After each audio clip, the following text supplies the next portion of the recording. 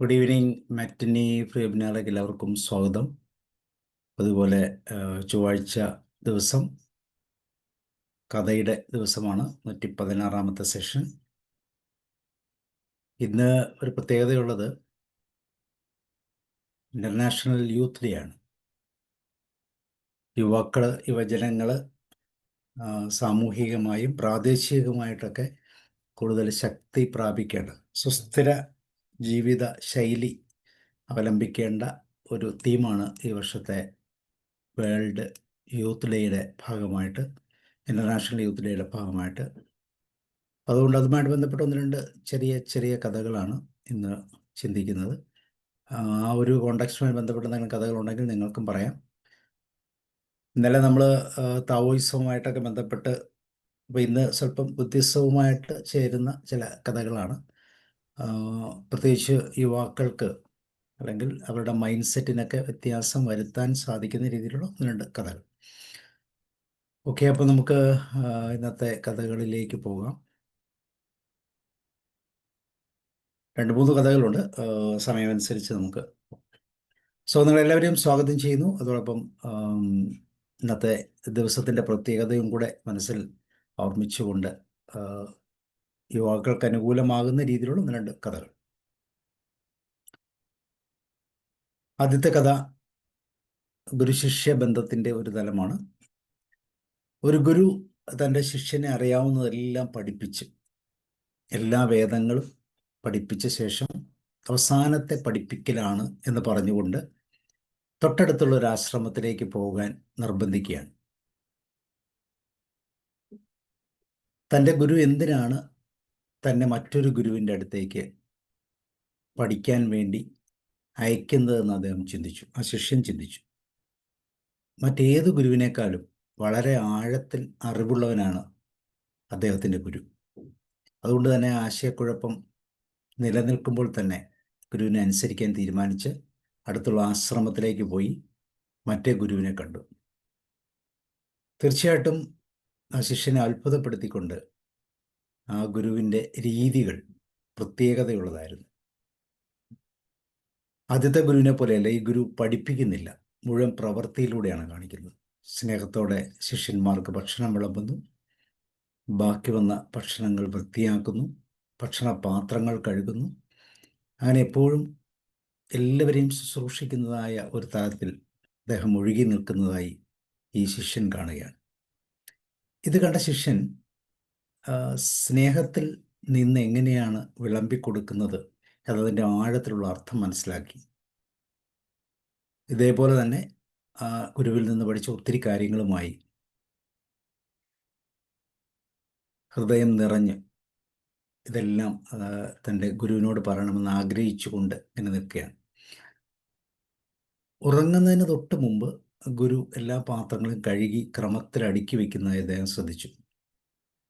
എന്നാൽ പിറ്റേന്ന് രാവിലെ എഴുന്നേറ്റ് അതേ പാത്രങ്ങൾ വീണ്ടും പുറത്തെടുത്ത് കഴുകി കൃത്യമായി പാചകം ചെയ്യുന്നതായും അദ്ദേഹം ശ്രദ്ധിച്ചു.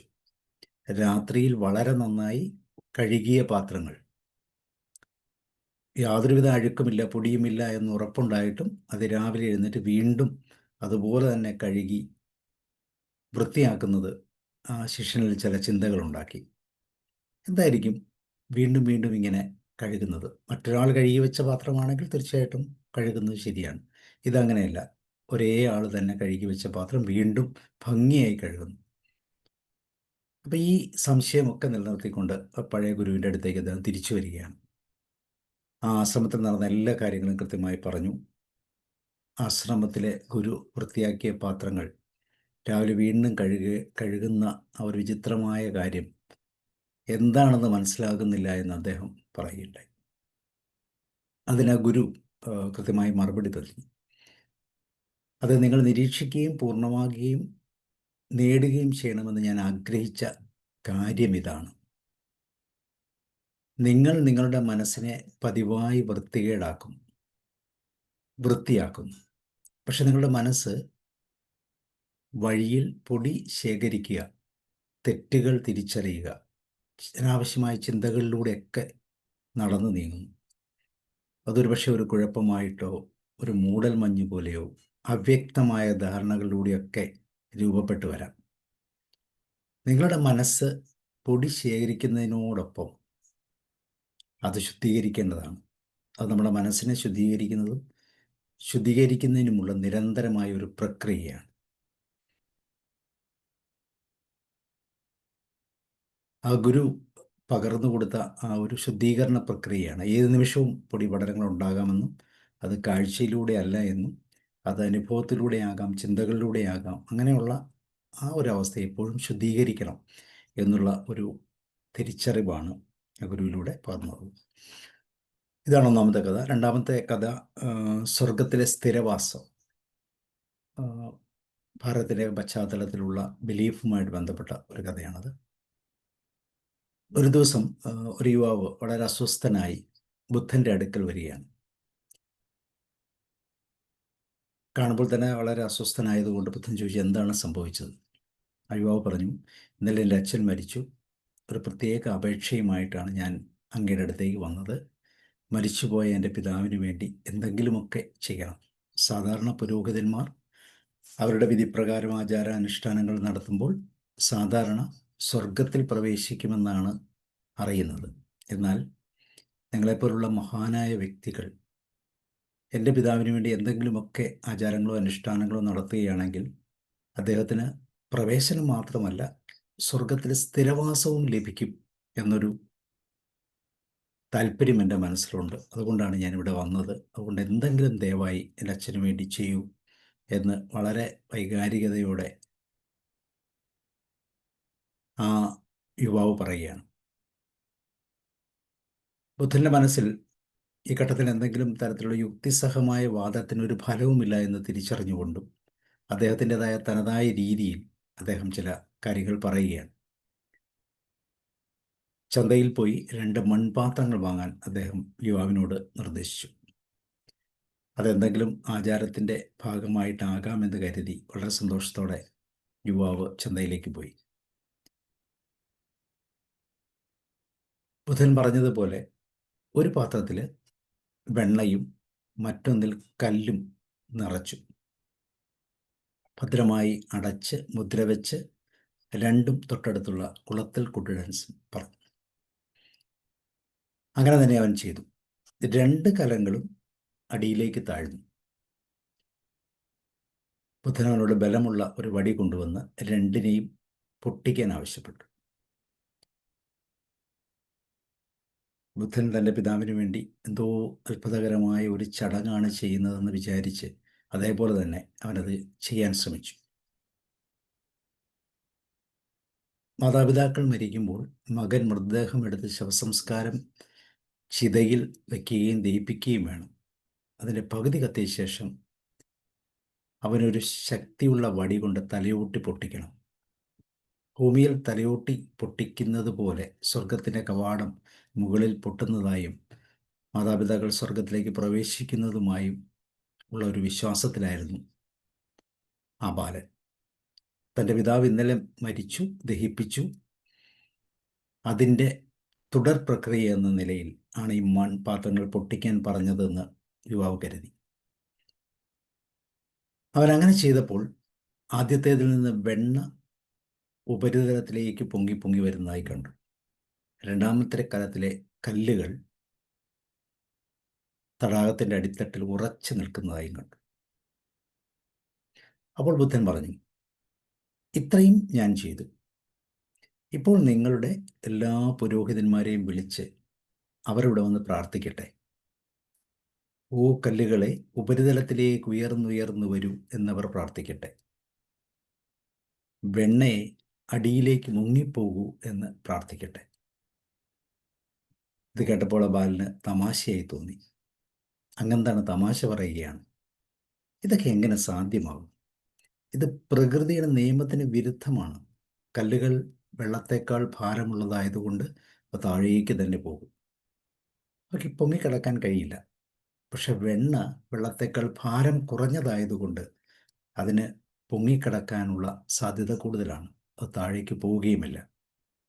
അവൻ പറഞ്ഞു, ചെറുപ്പക്കാരാ, പ്രകൃതി നിയമത്തെക്കുറിച്ച് നിങ്ങൾക്ക് വളരെയധികം അറിയാം. എന്നിട്ടും എല്ലാവർക്കും ബാധകമായ നിയമം മനസ്സിലാക്കാൻ നിങ്ങൾ ആഗ്രഹിക്കുന്നില്ല.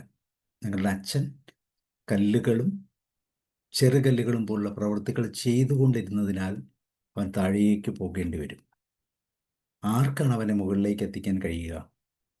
അതുപോലെ തന്നെ വെണ്ണ പോലെ ലഘുവായ പ്രവൃത്തികൾ, സൽപ്രവർത്തികൾ അവൻ തുടർന്നുകൊണ്ടിരുന്നാൽ അവൻ മുകളിലേക്ക് പോകേണ്ടി വരും. ആർക്കാണ് അവനെ തള്ളി താഴോട്ടിടാൻ പറ്റുന്നത്? ബുദ്ധൻ തുടർന്നു, നമ്മുടെ സ്വന്തം പെരുമാറ്റ രീതി, സ്വന്തം പ്രവൃത്തികൾ എന്നിവ മാറ്റാൻ നാം ഒന്നും ചെയ്യുന്നില്ലെങ്കിൽ പോലും അദൃശ്യമായ ഒരു ശക്തി എങ്ങനെയെങ്കിലും നമ്മെ അനുകൂലിക്കുമെന്ന് പലപ്പോഴും നാം കരുതുന്നു എന്നതാണ് നമ്മുടെ പ്രത്യേകത. പ്രകൃതിയുടെ ഈ ശാശ്വത നിയമം, ഫലങ്ങൾ നമ്മുടെ പ്രവൃത്തിയെ ആശ്രയിച്ചിരിക്കുന്നു എന്നുള്ളതാണ്. ഇത് മനസ്സിലാക്കുമ്പോൾ നാം നമ്മുടെ പ്രവൃത്തികളെക്കുറിച്ച് ശ്രദ്ധാലുവായിത്തീരുന്നു. ഇത് പറഞ്ഞ് ബുദ്ധൻ ആ യുവാവിനെ മടക്കി അയക്കുകയാണ്. ഇതാണ് രണ്ടാമത്തെ കഥ. ശാക്യനായ മഹാനാമന് നൽകിയ ഒരു പ്രഭാഷണം എന്ന നിലയിലാണ് ഈ കഥ അറിയപ്പെടുന്നത്. മൂന്നാമത്തെ കഥയിലേക്ക് വരുമ്പം യുവാക്കൾക്ക് വേണ്ടി തന്നെയുള്ള മറ്റൊരു ചിന്തകളാണ്. 3 സുഹൃത്തുക്കൾ രാവിലെ നടക്കാൻ വേണ്ടി പോവുകയാണ്. പെട്ടെന്ന് അവർ കുന്നിൻ്റെ മുകളിൽ ഒരു സെൻ സന്യാസി നിൽക്കുന്നതായി കണ്ടു. അതിലൊരു സുഹൃത്ത് പറഞ്ഞു, അദ്ദേഹം തൻ്റെ സുഹൃത്തുക്കളോടൊപ്പം വന്നിരിക്കാമെന്നും അവർ അദ്ദേഹത്തെ ഉപേക്ഷിച്ച് പോയിട്ടുണ്ടാകാം, അദ്ദേഹം ആ ഉപേക്ഷിച്ചു പോയ കൂട്ടുകാരെ കാത്തിരിക്കുകയായിരിക്കും എന്ന് ഒരു സുഹൃത്ത് പറഞ്ഞു. ഇത് കേട്ടപ്പോൾ മറ്റേയാൾ പറഞ്ഞു, എനിക്ക് നിങ്ങളോട് യോജിക്കാൻ കഴിയില്ല. കാരണം ആ മനുഷ്യനെ കണ്ടാൽ എനിക്കൊരു കാര്യം ഉറപ്പാണ്, പിന്നിൽ ഉപേക്ഷിച്ച ഒരാളെ കാത്തിരിക്കുന്നതാണെങ്കിൽ എപ്പോഴും തിരിഞ്ഞു നോക്കിക്കൊണ്ടിരിക്കും.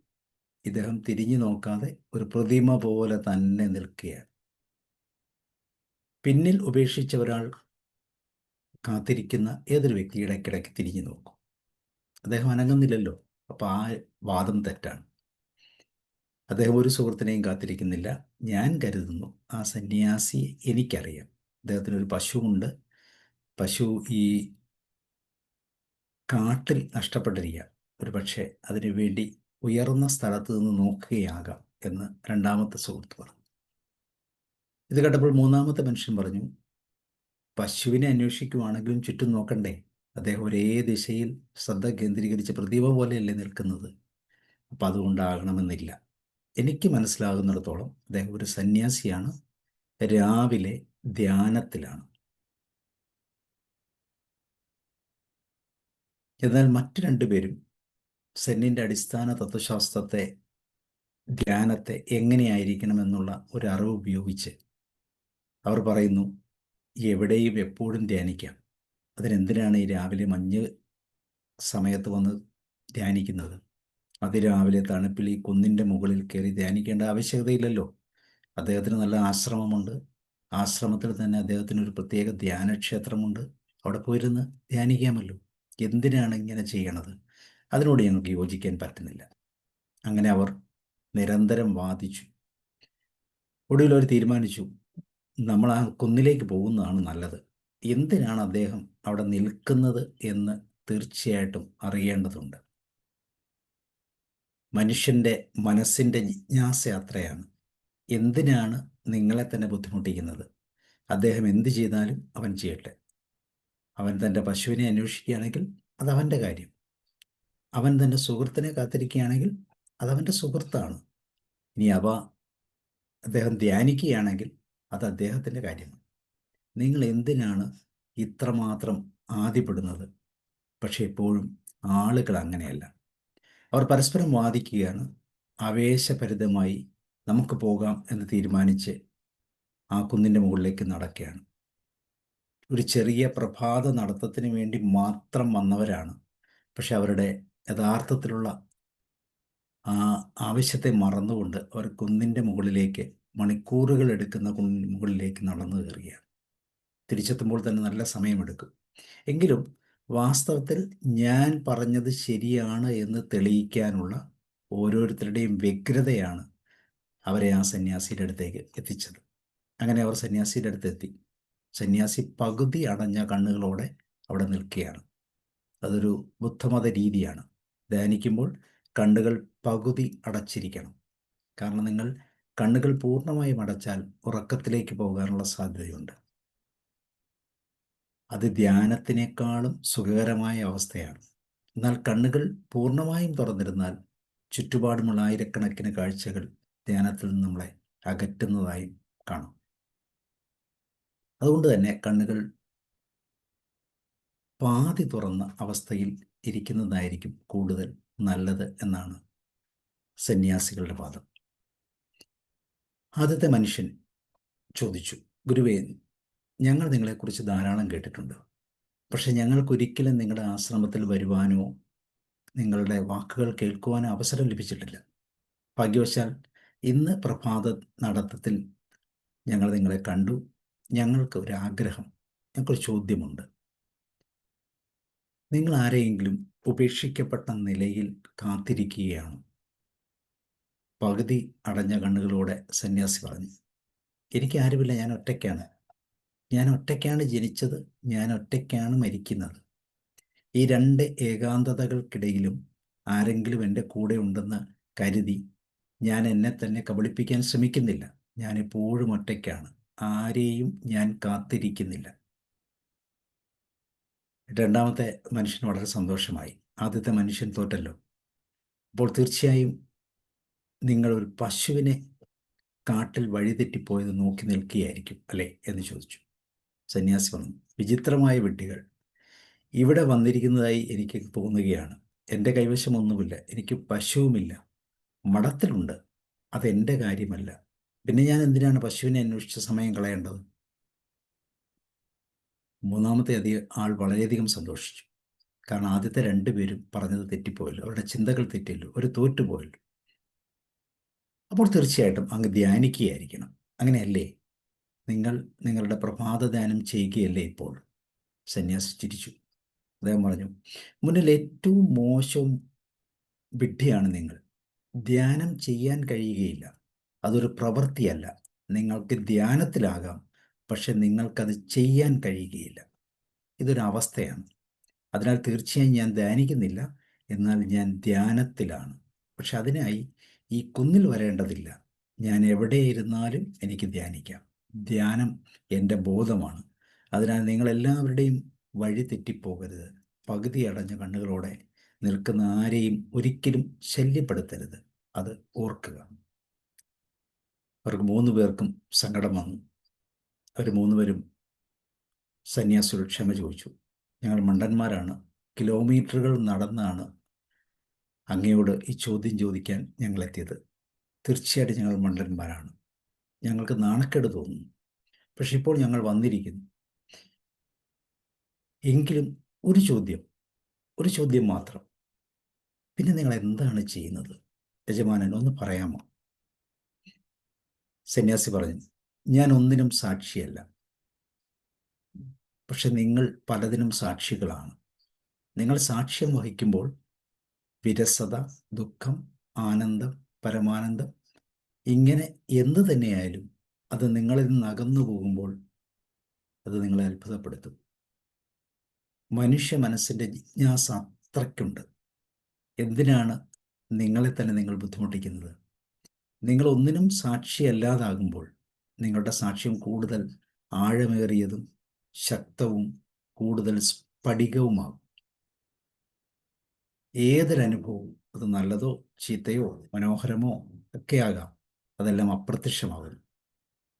നിങ്ങൾക്ക് ചുറ്റും ശുദ്ധമായ ഒന്നുമില്ല. സാക്ഷ്യം വഹിക്കൽ മാത്രമാണ് നിങ്ങളെ ചുറ്റിപ്പറ്റിയുള്ള ഒന്നുമില്ലായ്മയ്ക്ക് നിങ്ങളെ ബോധവാന്മാരാക്കുന്നത്. ആ വലിയ ഒന്നുമില്ലായ്മ, ശൂന്യത, ആ പദത്തിന് ഒരു കൃത്യമായ അർത്ഥമില്ല. ഒന്നുമില്ലായ്മയിൽ ശൂന്യമല്ല, എന്നാൽ നിങ്ങളുടെ സാക്ഷീകരണമാണ് അതിനെ നിറയ്ക്കുന്നത്. ജീവിതത്തിൽ മുന്നോട്ട് പോകാൻ സാക്ഷീകരണമില്ലാതെ സത്യമായി മുന്നോട്ട് പോകാനുള്ള ഒരു അറിവ്. സാക്ഷീകരണം കൂടുന്തോറും ഇത് പ്രശ്നങ്ങളിലേക്ക് പോകും. നിങ്ങൾക്ക് വേണമെങ്കിൽ ഒരു സൂര്യനായി മാറാം. സൂര്യനിൽ നിന്നുള്ള കിരണങ്ങൾ ശൂന്യതയിലേക്ക്, അതിൻ്റെ അനന്തതയിലേക്ക് നീങ്ങാൻ നിങ്ങളെ സഹായിക്കും. ഒരു ചെറിയ കഥയും കൂടെ പറഞ്ഞു നിർത്താം. ഇതൊരു യുവാക്കളിൽ ഉത്കണ്ഠ ഉണ്ടാക്കുന്ന, പ്രത്യേകിച്ച് ആങ്സൈറ്റി എപ്പോഴും ഉണ്ടാകുന്ന ഒരു പ്രശ്നമാണ്. ഈ ആങ്സൈറ്റിയുടെ തലത്തിൽ നിന്നുകൊണ്ട് ഒത്തിരി മാനസിക പ്രശ്നങ്ങളൊക്കെ പോകാറുണ്ട്. എന്താകും നാളെ എന്നുള്ള ചിന്ത. ബൊക്കോജു എന്ന് പറയുന്നൊരു സെൻ ഗുരുവായിരുന്നു. അദ്ദേഹം ഒറ്റയ്ക്ക് ഗുഹയിൽ താമസിക്കുകയാണ്. എന്നാൽ പകൽ സമയത്തോ രാത്രിയിലോ ചിലപ്പോഴൊക്കെ അത് ഉച്ചത്തിൽ അദ്ദേഹത്തിൻ്റെ പേര് ബൊക്കോജു എന്ന് വിളിച്ചു പറയും. അതിനൊപ്പം അതെ ഞാനിവിടെയുണ്ട് എന്നും കൂടെ പ്രത്യുത്തരമായി അദ്ദേഹം പറയുമായിരുന്നു. എന്തുകൊണ്ടാണ് സ്വന്തം പേര് വിളിച്ച് പറയുന്നതെന്നറിയാൻ അദ്ദേഹത്തിൻ്റെ ശിഷ്യന്മാർ അദ്ദേഹത്തോട് ചോദിച്ചു. എന്തുകൊണ്ടാണ് അങ്ങ് ബൊക്കോജു എന്ന സ്വന്തം പേര് വിളിച്ചു പറയുന്നത്, അതോടൊപ്പം അതെ ഞാൻ ഇവിടെയുണ്ട് എന്ന് പറയുന്നത്? അദ്ദേഹം പറഞ്ഞു, ഞാൻ ചിന്തിക്കാൻ തുടങ്ങുമ്പോഴെല്ലാം ജാഗ്രത പാലിക്കണമെന്ന് ഓർമ്മിപ്പിക്കാറുണ്ട്. അതിനായി എൻ്റെ ചിന്തകൾ വഴിതെറ്റുമ്പോൾ ഞാൻ എൻ്റെ സ്വന്തം പേര് ഉച്ചത്തിൽ വിളിച്ചു പറയും. അതോടൊപ്പം അതെ ഞാൻ ഇവിടെ ഉണ്ട് എന്നുകൂടി ചേർത്ത് പറയും. അപ്പോൾ എൻ്റെ ചിന്തകൾ അപ്രത്യക്ഷമാകും. ഈ നിമിഷത്തിലേക്ക് ഞാൻ കടന്നു വരും. പ്രയോജനകരമല്ലാത്ത ചിന്തകൾ ഉപേക്ഷിക്കുവാൻ സ്വന്തം പേര് വിളിച്ച് ഈ നിമിഷത്തിൻ്റെ ആനുകൂല്യത്തിലേക്ക് തിരിച്ചു വരാമെന്ന് ഈ കഥയിലൂടെ നമ്മൾ തിരിച്ചറിയുകയാണ്. സോ ഇതാണ് 4 കഥകൾ. ഓരോ കഥകൾക്കും ഓരോ തലങ്ങളുണ്ട്. എനിവേ നമുക്ക് ചർച്ചയിലേക്ക് വരാം. So thank you very much. Roy sir തുടങ്ങാമോ?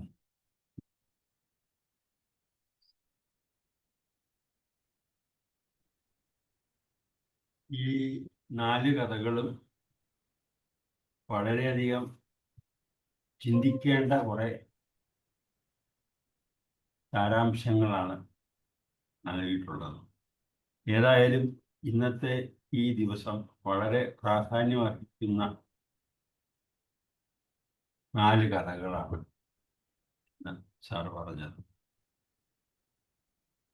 ഒന്ന്, ഗുരുവിൻ്റെ അടുക്കൽ, എല്ലാത്തിലും മിടുക്കനായതും പേര് കേട്ട ഒരു ഗുരുവിൻ്റെ അടുക്കയിൽ നിന്നും മറ്റൊരു ഗുരുവിൻ്റെ അടുക്കേക്ക് പറഞ്ഞു വിടുന്ന ഒരു സിറ്റുവേഷൻ. അവിടെ വ്യത്യസ്തമായി ഒന്നും അറിയാനില്ലെന്നാണ് അദ്ദേഹം ധരിച്ചിരുന്നത്. പക്ഷേ അദ്ദേഹം തലേ ദിവസവും പാത്രം കഴുകി വയ്ക്കുന്നു. അതേ പാത്രങ്ങൾ ഉപയോഗിച്ചില്ലെങ്കിലും രാവിലെയും കഴുകി വയ്ക്കുന്ന കണ്ടപ്പോൾ ഒരു അത്ഭുതം തോന്നി. അപ്പോ അതിൻ്റെ ഒരു അർത്ഥം ശരിക്കും മനസ്സിലായില്ല. അപ്പോ അത് ആദ്യ ഗുരുവിൽ നിന്ന് തന്നെ മനസ്സിലാക്കി തന്നു. അത് മനസ്സിലാക്കാനാണ് അദ്ദേഹം മറ്റേ ഗുരുവിൻ്റെ അടുത്തേക്ക് വിട്ടത് എന്നും മനസ്സിലാക്കി. അപ്പോ മനുഷ്യ മനസ്സിലെ ഇതുപോലുള്ള അവസരങ്ങൾ ഉണ്ടാകുന്നത്, പല പ്രശ്നങ്ങളും ഉണ്ടാകുമല്ലോ, അത് ശുദ്ധീകരിക്കുന്നതിന് വേണ്ടി മനസ്സിനെ തയ്യാറാക്കുക എന്നതാണ് ഇതിനകത്തുനിന്ന് ആദ്യ ഗുരുവിൽ നിന്നും വിശദീകരിച്ച് പറഞ്ഞു തന്നു. ഓക്കെ. 2, ബുദ്ധന്റെ അടുക്കൽ മരിച്ചുപോയ പിതാവിന് വേണ്ടിയിട്ട്, ആത്മാവിന് നല്ലൊരു ഇത് കിട്ടുന്നതിന് വേണ്ടി പ്രാർത്ഥിക്കാൻ ചെന്ന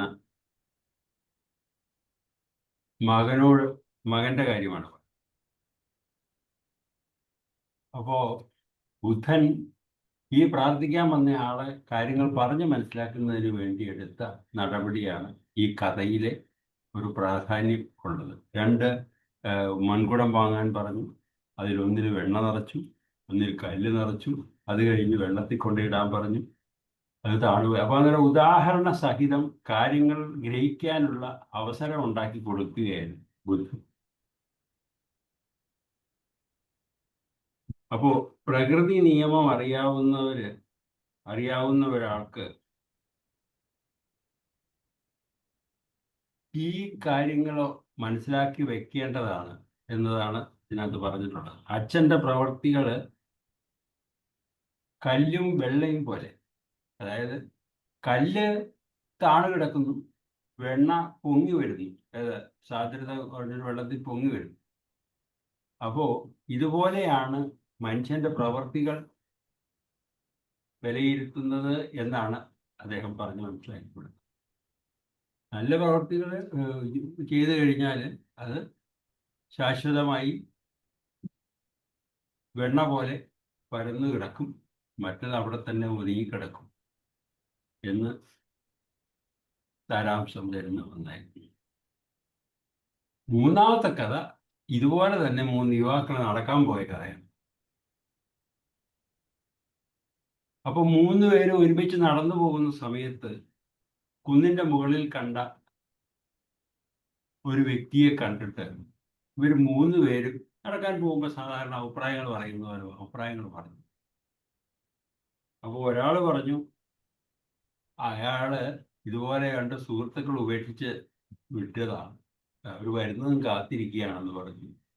മറ്റേ ആള് അദ്ദേഹം പശുവിനെ നോക്കുമായിരുന്നു, അതിന് പശു പിന്നെ നോക്കാൻ കൊണ്ടുവന്നതാണ്. പശു നോക്കാൻ കാണാതെ വന്നപ്പോൾ എവിടെയാണെന്ന് നോക്കാൻ വേണ്ടിയിട്ട് നോക്കിയിരുന്നതാണെന്ന് പറഞ്ഞു. മൂന്നാമത്തെ ആള് ഒരു സന്യാസിയാണ് ഇരിക്കുന്നത് എന്നും പറഞ്ഞു. അപ്പോൾ വ്യത്യസ്തമായ അഭിപ്രായങ്ങൾ 3 പേരും പറഞ്ഞു. തൻ്റെ അഭിപ്രായങ്ങൾ ശരിയാകണം, എല്ലാവരും അംഗീകരിക്കണം എന്ന രീതിയിലുള്ള താല്പര്യമാണ് ഈ 3 പേരിലും കണ്ടത്. മനുഷ്യന് ഇതുപോലെയുള്ള സ്വഭാവവിശേഷങ്ങൾ സാധാരണയായി ഉള്ളതാണ്. കാരണം താൻ പറഞ്ഞത് ശരി, അതെല്ലാവരും അംഗീകരിക്കണം എന്ന് പറയുന്ന രീതി. ഏതായാലും അവസാനം അതിൻ്റെ ഈ തർക്കത്തിൻ്റെ അവസാനം ഏതാണ് ശരിയെന്നറിയാൻ വേണ്ടി കുന്നിലേക്ക് പോയതായിട്ടാണ് സാർ പറഞ്ഞത്. അപ്പോൾ കുന്നിൽ പോയി കുന്നിന് മുകളിൽ ചെന്ന് ഞാൻ പറഞ്ഞതാണോ ശരി എന്നറിയാൻ വേണ്ടിയിട്ട് ആദ്യത്തെ ആൾ ചോദിച്ചു. അപ്പോൾ പകുതി അടഞ്ഞ കണ്ണുകളുമായിരിക്കുന്ന ഒരു സന്യാസിയെയാണ് അവിടെ കണ്ടത്. അപ്പോൾ ഞാനിവിടെ ഒറ്റയ്ക്കാണ് ഇരിക്കുന്നത്, ഏകാന്തതയാണ് ഞാൻ ആഗ്രഹിക്കുന്നത്, ആരെയും അന്വേഷിച്ചിരിക്കുകയല്ല എന്ന് പറഞ്ഞപ്പോൾ ഒന്നാമത്തെ ആൾക്ക് പറഞ്ഞത് തെറ്റായിപ്പോയല്ലോ എന്നുള്ള ഒരു വിശ്വാസം മറ്റുള്ളവരിൽ ഉണ്ടാക്കാൻ കഴിഞ്ഞു. രണ്ടാമത്തെ മറ്റു 2 പേരും അവരുടെ അഭിപ്രായങ്ങളിൽ ശരിയായിരിക്കാമെന്ന ധാരണയിൽ നിന്നും ആ സന്യാസികളുടെ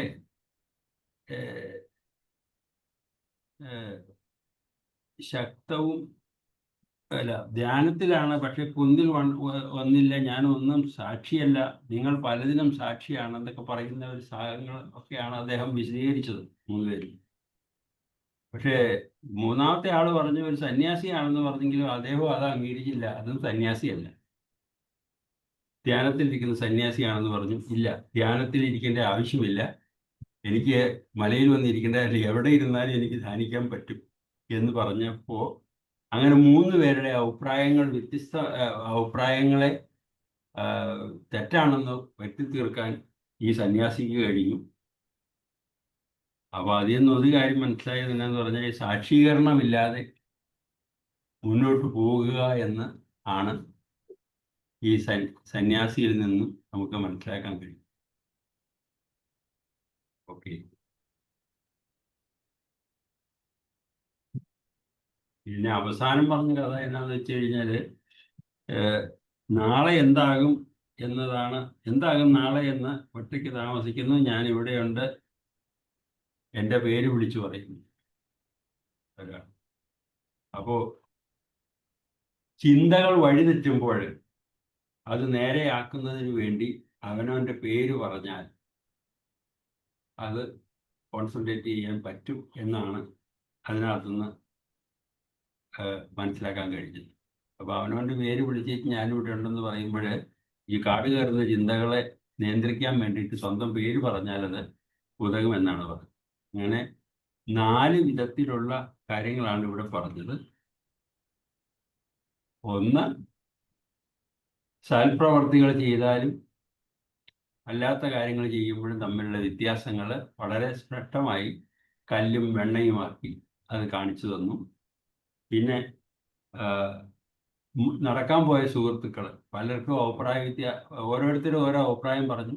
അവരവരുടെ അഭിപ്രായം ശരിയാകണം എന്ന ഒരു താല്പര്യത്തിലാണ് ഓരോരുത്തരും നിന്നത് മിടുക്കനാവാൻ വേണ്ടി. പക്ഷേ അത് മൂന്നും പേർക്കും തൻ്റെ അഭിപ്രായങ്ങളല്ല, ശരിയായ ഒരു കാര്യം ഇതാണ് എന്ന് പറഞ്ഞു തരുന്നതിനും ചിന്തിക്കുന്നതിനുള്ള ഒരു അവസരം ഉണ്ടാക്കി കൊടുക്കും.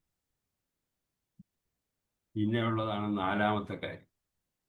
അതാണ് പറഞ്ഞത്, സ്വന്തമായി ചിന്തകൾ വഴിതെറ്റുമ്പോൾ സ്വന്തം പേര് വിളിച്ചു പറഞ്ഞ് ഇതിൽ ഇരുന്നാൽ കുറച്ച് വ്യത്യാസങ്ങൾ വരുമെന്നാണ് ഞാനതിൽ നിന്ന് മനസ്സിലാക്കി.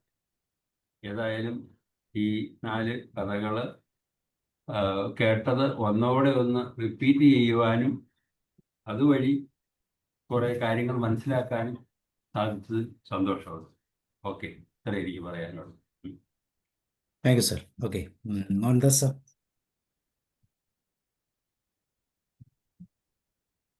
ഇന്ന് ഇത് എന്താ പറയുക, കഥയിലുമുണ്ട് കാര്യം ഉള്ളത്. യഥാർത്ഥമായ ഒരു ദിവസമായിരുന്നു. കൊച്ചു കൊച്ചു കഥകളാണെങ്കിലും മനസ്സിൻ്റെയും ചിന്തയുടെയും ഇതായിരുന്നു. 4 കഥകൾ, 4 എന്താ പറഞ്ഞാല് ആ പറഞ്ഞ കാര്യങ്ങളില്ല. കഥയല്ല, അത് ജീവിതത്തിൽ നടത്തിയെടുത്ത അനുഭവങ്ങൾ എന്നുള്ളതാണ്. അതിന് കഥ എന്ന് പറയേണ്ട കാര്യമില്ല. പിന്നെ ഇത് ചെറുകഥയോ നെടുങ്കഥയോ ഒന്നുമല്ല. യാഥാർത്ഥമായ അനുഭവത്തിൽ നിന്ന് എന്താ പറഞ്ഞ ഒരു ചീലെടുത്ത് നമുക്ക് കാണിക്കുന്ന പോലെയാണ്. ആദ്യം ഞാൻ മുഴുവൻ കേട്ടതാണ് ഒരു ഷിപ്പ്. അപ്പോൾ ഓരോ ഗുരുവും പൂർണ്ണഗുരുവായിട്ടുള്ളതല്ല. ആ ഗുരുവിൽ നിന്നും പഠിക്കുന്ന പോലെ തന്നെ വേറെ ആളിൽ നിന്നും പഠിക്കാനും നമുക്ക് ഗ്രഹിക്കാനും ഉള്ള കാര്യമുണ്ട്. അത് ശിഷ്യന്മാരെ എങ്ങനെ വെറുതെ ചെന്ന് അവിടെ കണ്ടിട്ട് മടങ്ങിയ ഒരാൾ സൂക്ഷ്മമായിട്ടും മറ്റതൊക്കെ ഒന്ന് നിരീക്ഷിച്ച് നിന്നപ്പോഴാണ് അദ്ദേഹത്തിൻ്റെ ആ പ്രവർത്തിയിൽ കൂടി കാര്യങ്ങൾ മനസ്സിലാക്കുന്നത്. അല്ലാതെ അദ്ദേഹം പറഞ്ഞു കൊടുക്കുന്നത് ഒന്നുമല്ല. അതായത് ചില കാര്യങ്ങൾ കണ്ട് മനസ്സിലാക്കേണ്ടത് കണ്ട് തന്നെ അത് ആ രീതിക്ക് തന്നെ കാണേണ്ട രീതിക്ക് കണ്ടാൽ മാത്രമേ അത് ഉൾക്കൊള്ളാനും സാധിക്കുകയുള്ളൂ. അവിടെ ചെന്ന ആശ്രമത്തിന്റെ കാര്യങ്ങളും മറ്റൊന്നും നോക്കാതെ അദ്ദേഹം ചെയ്യുന്ന ആ പ്രവൃത്തി, അദ്ദേഹത്തിന്റെ പ്രവൃത്തി തന്നെയായിരുന്ന അദ്ദേഹത്തിന്റെ സന്ദേശം. അപ്പൊ അതിൽ നിന്ന് എന്തോ ഒരു ഒളിഞ്ഞു കിടപ്പുണ്ടെന്നുള്ളത് കാര്യം അവർക്കത് മനസ്സിലായില്ല. അത് പഴയ ഗുരു എടുത്ത് വരുമ്പോൾ തന്നെയാണ് വീണ്ടും ആ സംശയം പിന്നെ അവർക്കത് നിവർത്തി ചെയ്ത് കൊടുക്കപ്പെടും. അതും നല്ലൊരു ഊഹമായിരുന്നു. മനസ്സിനെ ഏത് നേരവും എന്താ പറയുക, വഴിമാറിപ്പോകുന്ന തെന്നിമാറിപ്പോകുന്ന ഒരു നമ്മുടെ മനസ്സിനുണ്ട്. ചിന്തകൾക്ക് ഒരു കടിഞ്ഞാനില്ലാതെ പോകുന്ന ഒരു അവസ്ഥ. അത് സാറെന്ന് പറയില്ല, ഇത് യുവജനയ്ക്ക് വേണ്ടി മാത്രമല്ല, എല്ലാ ജനങ്ങൾക്കും ഇത് തന്നെയാണ്. ഏത് പ്രായത്തിലുള്ളവർക്കും അറിവ് വെച്ച് പ്രവർത്തിക്കാൻ തുടങ്ങുന്ന എല്ലാവർക്കും ഇത് ഒരു ഗുണപാഠമായിട്ട് തന്നെയാണ്. അത് എന്താ പറയണ്ടേ, അത് ഏത് വയസ്സായാലും 70 ആയാലും 80 ആയാലും അന്നേരവും ചിന്തകൾക്ക് ഒരു കടിഞ്ഞാനില്ലാതെ പോകുന്നത് തന്നെയാണ്. അതുകൊണ്ട് എപ്പോഴും അതിനെ തൂത്ത് തുടച്ച് വൃത്തിയാക്കി എടുക്കണം എന്നുള്ള ആ ഒരു നല്ലൊരു സന്ദേശമാണ് ആദ്യത്തെ കഥയിൽ. രണ്ടാമത്തെ കഥ റോയ്സർ, ഞാൻ അന്നേരം ഒരു കോൾ വന്നുകൊണ്ട് മുഴുവനായിട്ട് കേട്ടില്ല. റോയ്സർ പറഞ്ഞപ്പോൾ മനസ്സിലായി. കാരണം ശാസ്ത്രമായിട്ട് അല്ലെങ്കിൽ ഒരു പേരും പെരുമയൊക്കെ വേണമെന്നുണ്ടെങ്കിൽ സൽപ്രവർത്തി ചെയ്ത് കഴിഞ്ഞാൽ അത് ഇങ്ങനെ മറ്റുള്ളവരുടെ ദൃഷ്ടിയിൽ എപ്പോഴും പതിക്കും, അല്ലെങ്കിൽ കാണുന്ന രീതിക്ക് വെണ്ണ പോലെ ഇങ്ങനെ പരന്ന് അതിങ്ങനെ ഒഴുകി നടക്കും എന്നുള്ളതാണ്.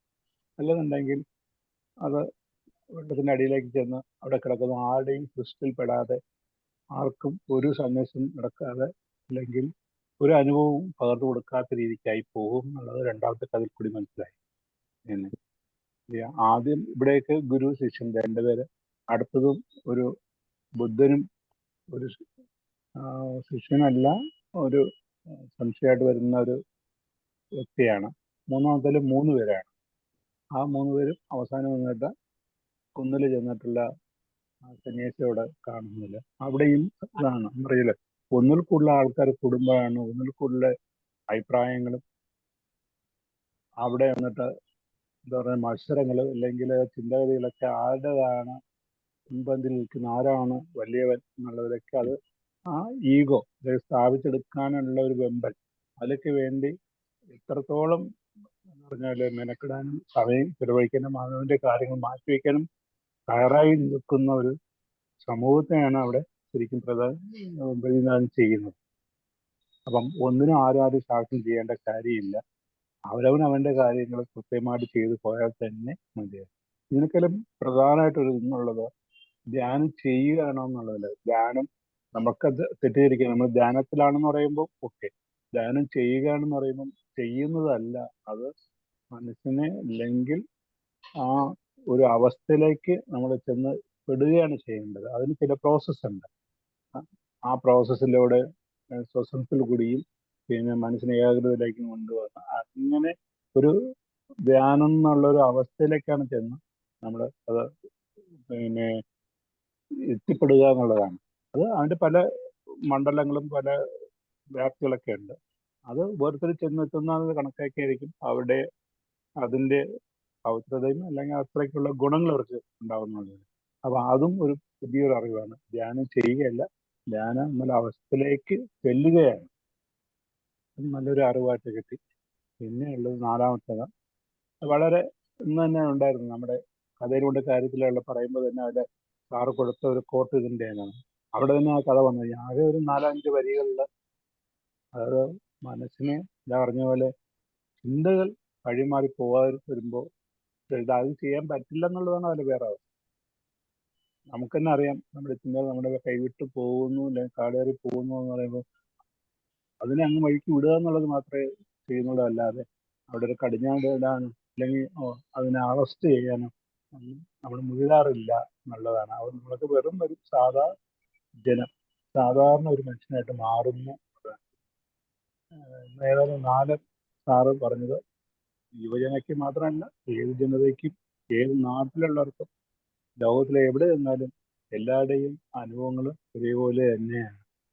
അത് ഇന്ന് നമുക്ക് ഉണർത്തി തന്ന അവസാനം വളരെയധികം പിന്നെ ഇതാകുന്നുണ്ട്.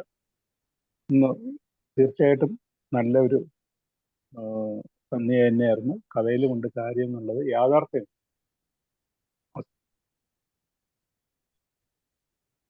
Okay sir, thank you. ഇനിയുള്ള ഫോമർ സർ ഡോക്ടർ സ്നേഹദാമ ആർക്കെങ്കിലും? ഡോക്ടർ പറയും. സാർ പറഞ്ഞോട്ടെ. പറയും. കേൾക്കുന്നുണ്ടല്ലോ അല്ലേ? സാറിപ്പോ ഈ നമ്മുടെ ഈ ഓരോ തലങ്ങൾ പിന്നിട്ട് ഇപ്പോ ഗൃഹസ്ഥാശ്രമം, വാനപ്രസ്ഥം, സന്യാസം എന്നൊക്കെയുള്ള അവസ്ഥകൾ പോലെ ഇന്ന് സാർ ബുദ്ധനെയും സെന്നിനും ഒക്കെ കൂട്ടുപിടിച്ചുകൊണ്ടുള്ള ഗംഭീരമായിട്ടുള്ള ഇത് കഥയല്ല, വലിയ വലിയ വലിയ എന്താ പറയുക, ചിമിഴിലടച്ചതുപോലെയുള്ള ചില ഈ അൺബ്രേക്കബിൾ ആയിട്ടുള്ള ചില കാര്യങ്ങളുണ്ട്. അപ്പോൾ അത് നമ്മളിങ്ങനെ വ്യാഖ്യാനിച്ച് നമുക്ക് പോവാം.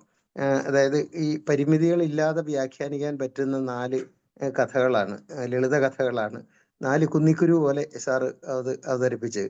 അപ്പോൾ പുറമേ നോക്കിയാൽ ഇത്രയേ ഉള്ളോ എന്ന് തോന്നുന്ന രീതിയിൽ ഒരു ഈ വജ്രം, നമ്മൾ ഈ ഡയമണ്ട് സ്വർണ്ണക്കടയിൽ വാങ്ങിക്കാൻ പോകുമ്പോൾ ചെറിയ സാധനത്തിന് എത്ര വിലയോ എന്ന് തോന്നുന്ന വിധത്തിലുള്ള കഥകൾ, അത് ഈ അറ്റിക്കുറുക്കിയ കഥകൾ എന്ന് പറയാം. അപ്പോൾ ഈ വാട്സപ്പിൽ ഇപ്പോൾ ഒരു ഈ മാന്ത്രിക പൂട്ട് കാണിക്കുന്നുണ്ടായിരുന്നു.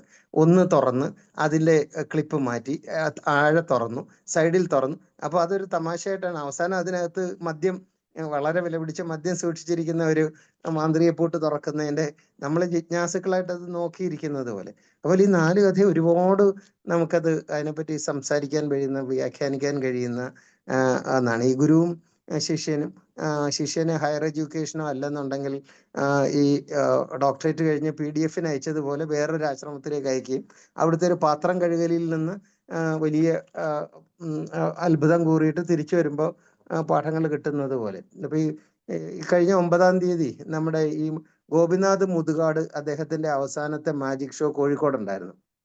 കോഴിക്കോട് ഞാൻ ഈ ഓയിസ്കെ ഇൻ്റർനാഷണലിൻ്റെ സംസ്ഥാന പ്രസിഡൻ്റാണ്. അപ്പോൾ ഓയിസ്കെയാണ് അത് ഹോസ്റ്റ് ചെയ്തിട്ട് കോഴിക്കോട് പ്രോവിഡൻസ് കോളേജിലെ ഓഡിറ്റോറിയത്തിൽ വലിയ ഗംഭീരമായിട്ടുള്ള ഒരു ഓഡിറ്റോറിയത്തിൽ അദ്ദേഹത്തിന്റെ അവസാനത്തെ മാജിക് ഷോ ഉണ്ടായിരുന്നു. ആ മാജിക് ഷോ അദ്ദേഹത്തിന്റെ അച്ഛന്റെ ഒരു ട്രിബ്യൂട്ട് ആയിട്ടാണ്. അച്ഛനാണ് അദ്ദേഹത്തിന്റെ ഏറ്റവും വലിയ ഗുരു എന്ന് പറയുന്നതിൽ. അതിൽ ഏറ്റവും വലിയ രസമായിട്ട് വലിയ ഈ വോളില് അദ്ദേഹത്തിന്റെ വീട്, അമ്മ, വിദ്യാലയമൊക്കെ കാണിക്കുന്നുണ്ട്. അപ്പൊ 3 ടീച്ചേഴ്സാണ് അദ്ദേഹത്തിനെ ഈ രൂപത്തിലാക്കിയത്. ഒരു ചെറിയ സ്കൂൾ പഠിപ്പിക്കുന്ന ഒരു പിള്ള സാറ്, പിന്നെ ഒരു കമലൻ ടീച്ചർ, ഒരു ശാന്ത ടീച്ചറും.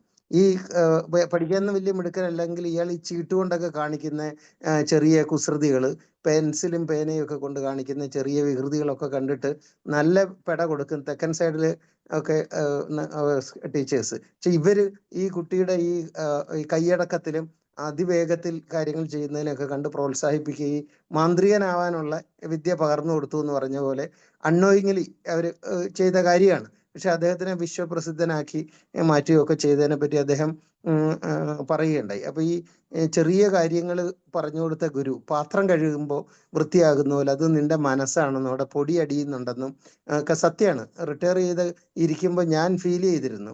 കാരണം ഞാൻ ഈ തിരക്ക് പിടിച്ച് ജോലി ചെയ്തിരുന്നപ്പോൾ ആഗ്രഹിച്ചിരുന്നത് റിട്ടയർ ചെയ്ത് ഇഷ്ടമുള്ള പുസ്തകമൊക്കെ വായിച്ച് അങ്ങനെ ഈസി ചെയറിൽ ഇരിക്കണം, അങ്ങനെയൊക്കെ വിചാരിച്ചാണ്. പക്ഷെ ഒരു 2 ആഴ്ച കഴിഞ്ഞപ്പോഴത്തേക്ക് ഭാര്യ ജോലിക്ക് പോകുന്നു, എല്ലാം കഴിയുന്നു, പണിക്കാരി വിളമ്പി വെച്ച ആഹാരം കഴിക്കാൻ പോകുന്നു കഴിഞ്ഞപ്പോഴത്തേക്ക് എൻ്റെ ഈ പാത്രത്തിൽ പൊടിയടിയാൻ തുടങ്ങി.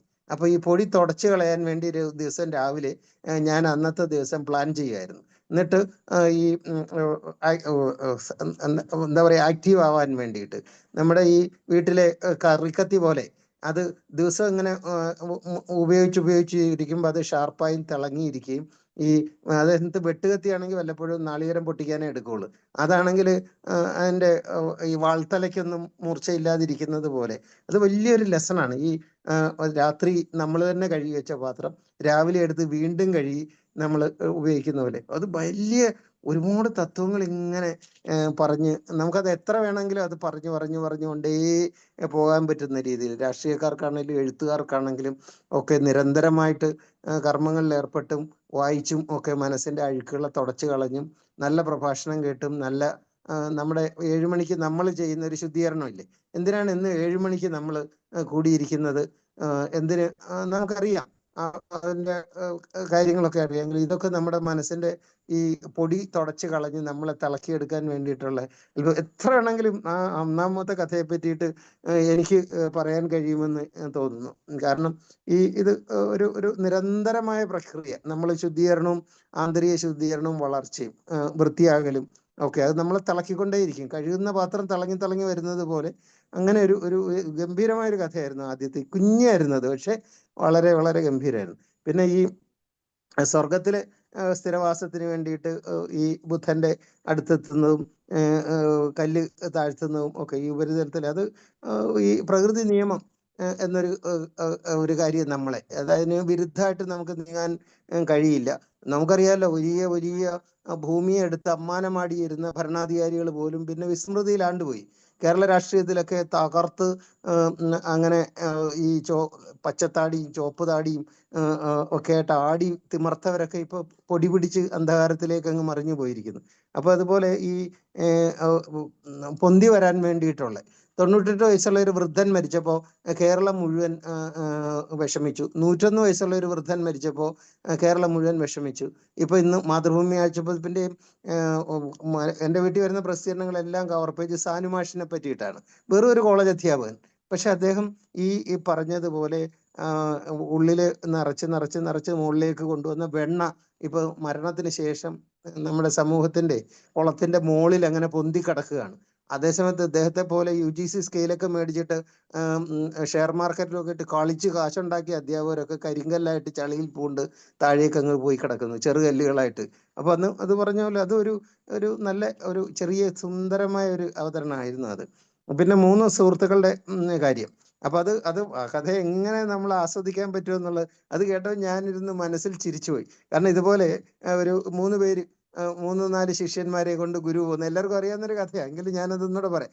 പോകുന്നു, അപ്പോൾ പഠനമൊക്കെ കഴിഞ്ഞു, അപ്പോൾ ചുറ്റുമുള്ള പ്രകൃതിയൊക്കെ കാണിച്ചു കൊടുക്കാൻ വേണ്ടി ഗുരു പോകുമ്പോൾ പറഞ്ഞു, നമ്മൾ വലിയ അറിവുള്ളവരാണ്, പാണ്ഡിത്യമുള്ളവരാണ്, മനോനിയന്ത്രണമുള്ളവരാണ്, ചപല മനസ്കരല്ല, നമുക്ക് എവിടെയും ഭ്രമിച്ചു പോകരുത് എന്നൊക്കെ പറഞ്ഞ് പോവുക. എല്ലാവർക്കും അറിയാം. അവരൊരു അരുവി കടക്കാൻ പോകുമ്പോൾ ഗുരു പറയും, ഇവിടെ ഈ ദേവകന്യകളും ഒക്കെ വന്നിട്ട് നഗ്നരായിട്ട് ഇവിടെ കുളിക്കുന്നുണ്ടാവും, നിങ്ങൾ അവിടേക്ക് നോക്കരുത്, അഥവാ കണ്ണ് തെറ്റി നോക്കിപ്പോയാൽ നാരായണ നാരായണ എന്ന് പറഞ്ഞിട്ട് ആ പ്രലോഭനത്തിൽ നിന്ന് പിന്മാങ്ങണമെന്ന് പറഞ്ഞു. അപ്പോൾ എല്ലാവരും നടന്നു. അപ്പം ഗുരു പറഞ്ഞു, ഈ നേരത്തെ സാറ് പറഞ്ഞ ഈ നിമീലിത മിഴികൾ പകുതി അടഞ്ഞ കണ്ണുമായിട്ട് നടക്കാവുള്ളൂ, തുറന്ന് നോക്കരുത്, കണ്ണു അടച്ച് നടക്കരുത്, പകുതി തുറന്നു.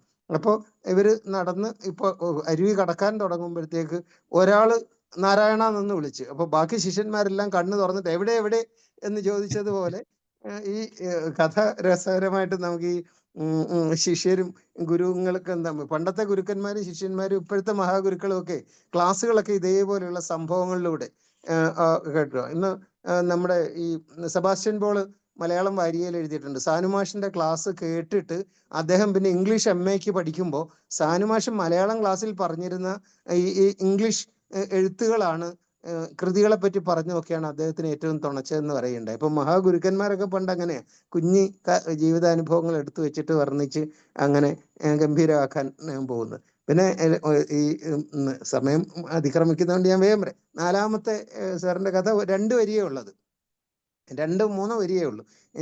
സ്വന്തം പേര് പറഞ്ഞിട്ട് ഞാനിവിടെ ഉണ്ട് അല്ലെങ്കിൽ ഞാൻ ഉണ്ട് എന്ന് വിളിച്ചു പറയുന്നു. നമ്മളും അങ്ങനെയാണല്ലോ, എല്ലാവരും പറയുമ്പോഴത്തേക്ക്. ഞാൻ സാബു സാർ എൻ്റെ വീട്ടിൽ വന്നപ്പോഴത്തേക്ക് സാർ ഇങ്ങോട്ട് കയറി വന്നിട്ട് പറഞ്ഞു, ഡോക്ടർ ഐ എം സാബു. അപ്പൊ ഞാൻ പറഞ്ഞു, ഐ എം ഡോക്ടർ ശുദ്ധോധനൻ എന്ന് പറഞ്ഞു. നമ്മൾ പ്രഖ്യാപിക്കുകയാണ്, ഞാൻ ഇവിടെയുണ്ട്, I'm here, I'm known by this name, look at me, I'm here എന്ന് പറയുന്നില്ല. അങ്ങനെ തന്നെയാണ് നമ്മളെല്ലാവരും. ഈ ഗ്രൂപ്പ് ഫോട്ടോയിൽ നമ്മൾ ആദ്യം നോക്കുന്നത് നമ്മളെ അല്ലേ, എങ്ങനെ ഉണ്ടായിരുന്നു എന്ന് ഒക്കെ നോക്കുന്നത്. ഈ കല്യാണത്തിന് പോയിരുന്നാലും വധുവിൻ്റെ മുഖം ഒന്നും അല്ല നോക്കുന്നത്, നമ്മൾ എങ്ങനെ ഉണ്ടായിരുന്നു, വയറ് തള്ളി നിൽക്കുകയാണോ അതോ നമ്മൾ ഈ പ്രസന്ന വധനരായിട്ടാണോ നിൽക്കുന്നത് എന്നൊക്കെ നമ്മളാണ് നമ്മൾ എന്ന് വിളിച്ചു പറയുന്ന രീതിയിൽ. അപ്പൊ ഈ മനസ്സ് മടുക്കുമ്പോഴൊക്കെ സ്വന്തം പറയാൻ പേര് പോലും ഇല്ലാത്തവരായിട്ടാണ് ബഹുഭൂരിപക്ഷവും പോകുന്നത്. അങ്ങനെ ഇരുന്നിട്ട് അത് ഇതിലെ മറ്റേ നമ്മുടെ ജയിൽ പുള്ളികളെ പോലെ നമ്പറിൽ അറിയപ്പെടുന്നവർ, അങ്ങനെ ധാരാളം പേരുണ്ട്. നമ്പറിൽ അറിയപ്പെടുന്നവരായിട്ടും ABC എന്നൊക്കെ അറിയപ്പെടുന്നവരായിട്ടൊക്കെ ഇപ്പോൾ നമ്മളൊക്കെ ഭാഗ്യവാന്മാരാണ്. നമ്മളൊക്കെ പേര് കൊണ്ട് പറഞ്ഞാൽ കുറച്ചു പേരെങ്കിലും അറിയുന്നു എന്നുള്ളത് വലിയൊരു ഭാഗ്യമാണെന്ന് ഞാൻ കരുതുന്നു. എന്തായാലും ഇത് ഈ വലിയ വലിയ ആളുകളൊക്കെ കാലത്തിന്റെ ഈ പൊടി അടിഞ്ഞ് പിന്തള്ളപ്പെട്ടു പോകുമ്പോൾ ഞാനിവിടെ ഉണ്ടെന്ന് ആർത്തട്ടഹസിച്ച് വിളിച്ചു പറയാണ്. ട്രംപും മോഡിയും അവരും എല്ലാം പറയാണ് ഞാൻ ഐ എം ഹിയർ എന്ന് പറഞ്ഞാലും, പക്ഷെ കാലം തീരുമാനിക്കുക ഇയാൾ ഇവിടെ ഉണ്ടായിരുന്നോ അതോ ഇയാൾ ഇതും. എത്രയോ എഴുത്തുകാർ എഴുതുന്നുണ്ട്, പക്ഷെ ഷേക്സ്പിയർ ഇവിടെ ഉണ്ടായിരുന്നു എന്ന് ഇപ്പോഴും നമ്മൾ പഠിച്ചുകൊണ്ടിരിക്കുന്നു, പറഞ്ഞുകൊണ്ടിരിക്കുന്നു. അങ്ങനെ ഭയങ്കരമായ 4 കഥകളായിരുന്നു സാർ, ഗംഭീരമായിരുന്നത്. ഈ കഥയും സാറ് നിർത്തി അങ്ങനെ പറഞ്ഞപ്പോൾ ഞാൻ കഥയുടെ ഇടയിൽ കൂടി ഇങ്ങനെ സഞ്ചരിച്ചുകൊണ്ടിരിക്കുകയായിരുന്നു. അത് എന്തായാലും ഞാൻ ഒരുപാട് രസിച്ചു ഇന്നത്തെ evening. Thank you. Thank you sir, തീർച്ചയായും. ഇനി ആരുള്ള? ജോർജ് സാർ, സ്നേഹിതമാം പറയും. ജോർജ് സാർ എത്തിയുള്ളൂ. രമാദേവി മാം കേട്ടോ? ജോയ് മാസ്റ്റർ ലേറ്റ് ആയിട്ടാവുന്നല്ലേ? സ്നേഹിത മാം കേട്ടോന്നോ? കേട്ടിരുന്നു സാർ. അത് പറയാനുള്ള എല്ലാം ശുദ്ധോധനൻ ഡോക്ടർ പറഞ്ഞു, നീ ഒന്നും പറയാനില്ല. ഓരോ കൊച്ചു കഥയിൽ കൂടെ ഒരുപാട് കാര്യങ്ങൾ മനസ്സിലാക്കി തന്നു. ഒന്നാമത്തത് എനിക്കിങ്ങനെ പെട്ടെന്ന് മറവിയൊക്കെ വരുന്നുണ്ട്, അതുകൊണ്ട് ഒന്നാമത്തത് മറ്റൊരു ഗുരുവിൻ്റെ അടുത്ത് പോയി പാത്രം കഴുകുന്നതിൻ്റെ കാര്യം എന്ന് പറഞ്ഞു. അപ്പോൾ അതിൽ കൂടെ നമ്മളെപ്പോഴും മനസ്സ് പൊടി പിടിച്ചുകൊണ്ടിരിക്കുക, അപ്പോൾ അത് ക്ലീൻ ആക്കണമെന്നുള്ള ഒരു സന്ദേശം. പിന്നെ രണ്ടാമത്തത് കല്ലും അതിൻ്റെ ആണോ, അച്ഛന് പുണ്യം കിട്ടാനായിട്ട് പിന്നീട് ചെയ്യുന്ന കാര്യം കൊണ്ടൊന്നും ഇല്ല. അപ്പൊ സാർ അതിൻ്റെ ഉദാഹരണമൊക്കെ പറഞ്ഞല്ലോ, ഇപ്പോൾ നമ്മുടെ സാനുമാസിൻ്റെ കാര്യവും VSന്റെ കാര്യവും ഒക്കെ. അപ്പോൾ അവർ ചെയ്യുന്ന പ്രവൃത്തി കൊണ്ടാണ് അവർ വെണ്ണയാകുന്നത്, അല്ലാതെ പിന്നീട് നമ്മൾ അതിന് വേണ്ടിയിട്ട് എന്ത് ചെയ്യുന്നതും ഒന്നുമല്ല എന്ന് എക്സാമ്പിളിൽ കൂടെ കാണിച്ചു കൊടുക്കുന്നത്. പിന്നെ മൂന്നാമത്തത് മൂന്ന് പേര് മറ്റുള്ളവരുടെ കാര്യങ്ങൾ അറിയാനായിട്ടാണ് നമുക്ക് ഏറ്റവും കൂടുതൽ താല്പര്യം. അപ്പോൾ അതിനായിട്ട് നമ്മൾ പറയുന്നത് ശരിയാണെന്ന് സ്ഥാപിക്കാൻ ഈ കഷ്ടപ്പെട്ട് കുന്ന് കയറി പോവുകയും അവിടെ ചെന്ന് ധ്യാനത്തിലിരിക്കുന്ന ഓരോരുത്തരും എല്ലാം പറഞ്ഞിട്ട് പിന്നെ അതൊന്നും അല്ലാന്ന് തോന്നി സന്യാസിയോട് തന്നെ ചോദിക്കുക, അദ്ദേഹത്തെ ശല്യപ്പെടുത്തുക. അപ്പോൾ അദ്ദേഹം പറയുന്നു അങ്ങനെ ചെയ്യരുത്, ധ്യാനം ആർക്കും ചെയ്യാൻ പറ്റുന്ന കാര്യമല്ല, അതിൽ ധ്യാനത്തിലേക്ക് പോവുക, ധ്യാനം ആകുക എന്നുള്ളതാണ്. അതും മനസ്സിലായി. പിന്നെ നാലാമത്തത്, നമ്മളെ സ്വയം ചിന്തകൾ കാട് കയറുമ്പോൾ സ്വന്തം പേര് വിളിക്കുക, നമ്മൾ ഇന്നതാണ് എന്ന് സ്വയം ഓർമ്മിപ്പിക്കുക, വഴിതെറ്റി പോകാതിരിക്കാനുള്ള ഒരു ഇതായിട്ടാണ് എനിക്ക് തോന്നിയത്. എല്ലാം വളരെ വളരെ ചെറിയ ഇതിൽ കൂടെ ഒരുപാട് വലിയ കാര്യങ്ങൾ മനസ്സിലാക്കി തന്നു. Thank you sir. Okay, thank you ma'am. ഗോകുമാർ sir. എനിക്ക് പറയാനുള്ളത്, ചെറുതിനകത്തും വലിയ കാര്യങ്ങളുണ്ടെന്നുള്ള കാര്യമാണ് മനസ്സിലാക്കുന്നത്. പിന്നെ ഇപ്പൊ ഉള്ളതെല്ലാം ഗുരുക്കന്മാരാണ്, സാറന്മാരാണ്. ഇപ്പൊ ആചാര്യന്മാരില്ല. പണ്ടുള്ള എല്ലാ ആചാര്യന്മാരാണ്. ഓരോ കഥയെക്കുറിച്ച് എടുത്ത് ഞാൻ പറയുന്നില്ല, ഇതൊക്കെ ഓരോന്നിനകത്ത് സാർ വ്യക്തമായിട്ട് പറഞ്ഞിട്ടുണ്ട്. ആചാര്യന്മാർ ആചരിച്ച് കാണിച്ചു കൊടുക്കുകയാണ് ചെയ്തത്, അല്ലാതെ പറഞ്ഞ് പഠിപ്പിക്കുകയല്ലേ ചെയ്യുന്നത്, വടികൊണ്ട് പഠിപ്പിക്കുകയല്ലേ ചെയ്യുന്നത്. ആചരിച്ച് കാണിച്ചു കൊടുക്കും. അങ്ങനെയുള്ള പണ്ട് ആചാര്യന്മാരുള്ളത്. പിന്നെ ചെറുതിനകത്ത് നല്ല കാര്യമുണ്ടെന്ന് നേരത്തെ പറഞ്ഞു കഴിഞ്ഞ്, അതുപോലെ എല്ലാത്തരം ആളുകൾക്ക് മനസ്സിലാവുന്ന രീതിയിൽ എല്ലാ ആളുകളെയും കുറിച്ചും പ്രത്യേകിച്ച് ചിത്രീകരിച്ചിട്ടുണ്ട് സാറ്. വേണ്ടി ശ്രമിച്ചിട്ടുണ്ട്. നല്ല കാര്യം. നന്നായിരുന്നു. നമസ്കാരം. Thank you sir. George sir. Thank you Sabu sir. സാറേ, ഈ സെലക്ഷന് പ്രത്യേകം അഭിനന്ദനം പറയാ സാറിന്റെ കഥകൾക്ക്. സാറിന്റെ അവതരണ രീതി, ആ ശബ്ദം പകർന്ന് തന്ന രീതികളൊക്കെ വളരെ മാസ്മരികമായിട്ട് തോന്നി, പറയാതിരിക്കാൻ വയ്യ. എത്രമാത്രം ആശയങ്ങളാണ്, എത്രമാത്രം വലിയ വലിയ തത്വചിന്തകളിൽ നിറഞ്ഞു കിടക്കുന്ന കഥകളുടെ സാരാംശമാണ് ഇങ്ങനെ പൂർവികരിങ്ങനെ വരമൊഴികളിലൂടെയും വാമൊഴികളിലൂടെയും പറഞ്ഞുകൊണ്ടിരുന്ന ആ തത്വങ്ങളൊക്കെ ഇങ്ങനെ ഉൾക്കൊള്ളിച്ചാണ് കഥകളിലൂടെ, പാട്ടുകളിലൂടെ, നാടൻ പാട്ടുകളിലൂടെ ഒക്കെ ഇങ്ങനെ പകർന്നു കൊടുത്തുകൊണ്ടിരുന്നത് പോലുള്ള തത്വങ്ങളൊക്കെ അടിസ്ഥാനമാക്കി വെച്ചിരിക്കുന്ന കഥകൾ അല്ലേ? അനുദിന ശുദ്ധീകരണം, മനസ്സിന്റെ ശുദ്ധീകരണത്തിന്റെ ആ താത്വിക വഴികൾ, അതുപോലെ സ്വർഗത്തിൽ പോകുന്ന ഒരു സാഹചര്യം, പിന്നെ മുൻവിധികൾ, തപസ്സിരിക്കുന്നവനെ കണ്ടിട്ട് മുൻവിധികൾ നടത്തുക, ആ മുൻവിധികൾ ഒന്നും അടിസ്ഥാനമില്ലാത്തതാണെന്ന് വ്യക്തമാക്കപ്പെടുക, വീണ്ടും ചിന്തകൾക്ക് നിയന്ത്രണം കൊടുക്കേണ്ടി വരുന്ന ആ ഒരു ഇടയ്ക്ക് ആനയ്ക്ക് തോട്ടി വയ്ക്കും പോലെ ഇടയ്ക്കിടയ്ക്ക് ഒരു പിടുത്തം പിടിക്കണം എന്നുള്ളത് ആവശ്യമാണ് എന്നതുപോലെയൊക്കെ എത്ര വലിയ ഉന്നത തല ചിന്തകൾക്ക് ഇടം നൽകുന്ന വലിയ വലിയ താത്വിക ആശയങ്ങൾ ഉൾക്കൊള്ളുന്ന കഥകളാണ് എന്നിങ്ങനെ ഓർക്കുന്തോറും പിന്നെ അതൊക്കെയോ ഇങ്ങനെ വരുന്നു മനസ്സിലൂടെ. എന്തായാലും ഗംഭീരമായിരുന്നു സാർ, അതിഗംഭീരമായിരുന്നു. Thank you so much. ഇന്ന് യുവജനങ്ങളുടെ ഇന്റർനാഷണൽ ഡേ എന്ന തരത്തിൽ അവർക്ക് പ്രയോജനകരമായി തോന്നട്ടെ. യുവജനം എന്ന് പറയുമ്പോൾ നമ്മളൊക്കെ യുവജനമാണല്ലോ, 60 വയസ്സ് കഴിഞ്ഞവരൊക്കെ യുവജനങ്ങളാണല്ലോ. അപ്പോൾ അവർക്കും പ്രയോജനമായിക്കോട്ടെ എന്ന് വിചാരിച്ചു. ജോഷി സാറ്. ഓക്കെ സാറേ, ഞാൻ പറയാം. ഞാൻ കഥ കേട്ടില്ല എന്നുള്ള ഒരു സോറി. എനിക്ക് 2 ഗസ്റ്റ് ഉണ്ടായിരുന്നു. അവര് ഇവിടുന്ന് ഇറങ്ങിയപ്പോൾ തന്നെ 7:30 മണി കഴിഞ്ഞു. അതുകൊണ്ടാണ് കേൾക്കാൻ പറ്റിയില്ല. ഞാനത് കഴിഞ്ഞപ്പോഴേ തന്നെ ഇതിൻ്റെ അകത്ത് കയറുകയും ചെയ്തു. എന്തായാലും ഞാൻ ഈ സാറിൻ്റെ കഥ നേരിട്ട് കേട്ടില്ലെങ്കിലും ഇവിടെയുള്ള ശുദ്ധോദനൻ സാറും ശ്രീകുമാരി മാമല്ലേ പറഞ്ഞേ, സ്നേഹലത മാമും ജോർജ് സാറും പറഞ്ഞപ്പോൾ മോഹൻ സാറ് പറഞ്ഞുകൊണ്ടിരുന്നപ്പോഴാണ് ഞാൻ കയറാനിട വന്നത്. ഞാൻ കേട്ടപ്പോൾ എനിക്ക് ആ കഥ, സാറ് 4 കഥകൾ പറഞ്ഞെന്നും 4 കഥകളുടെയും ഇതിവൃത്തം എനിക്ക് മനസ്സിലായി. പാത്രത്തിലെ പൊടി തുടച്ചുകൊണ്ടും കല്ലുകളിൽ കൊത്തിവെക്കുന്നതല്ല എന്നുള്ള കാര്യവും മറ്റുള്ളവൻ്റെ കാര്യങ്ങൾ ശ്രദ്ധിക്കുന്നതിലാണ്, അല്ലെങ്കിൽ ഈ മനുഷ്യൻ്റെ ധ്യാനം എത്രയോ പോഷ്കാണ് എന്നുള്ളതും, ഞാൻ എവിടെയുണ്ട് എന്ന് വിളിച്ചു പറയുന്ന ആ ആ വലിയ സന്ദേശവും. ഞാൻ കഥ കേട്ടില്ലെങ്കിൽ പോലും വളരെ ഗംഭീരമായ നല്ല ആശയം പ്രദാനം ചെയ്ത ഈ കഥ അവതരിപ്പിച്ച സാറിന് പ്രത്യേകിച്ച് നന്ദി പറയുകയാണ്. തീർച്ചയായിട്ടും ഇതെല്ലാം വേറെ ഒരു കഥയല്ല, കഥയ്ക്കപ്പുറത്തേക്ക് ജീവനുള്ള ഒരുപാട് സന്ദേശങ്ങൾ വളരെ മനഃശാസ്ത്രപരമായി തന്നെ നൽകിയിട്ടുള്ളതാണ് എന്നാണ് ഞാൻ മനസ്സിലാക്കുന്നത്. അതിന് സാറിനെ വീണ്ടും ഒരിക്കൽ കൂടി അഭിനന്ദിച്ചുകൊണ്ട് നിർത്തുന്നു. കഥ എത്രയ്ക്കും ഉഗ്രനായിരുന്നു എന്നുള്ളത് കൊണ്ടാണ് ഞാൻ ഇവരുടെ വിശദീകരണത്തിൽ തന്നെ ആ കഥ ഓർത്തിരിക്കാൻ പാകത്തിൽ എനിക്ക് അതിനെ ഗ്രാസ്പ് ചെയ്യാൻ സാധിച്ചു, എല്ലാ ഭാഗങ്ങളും. Thank you.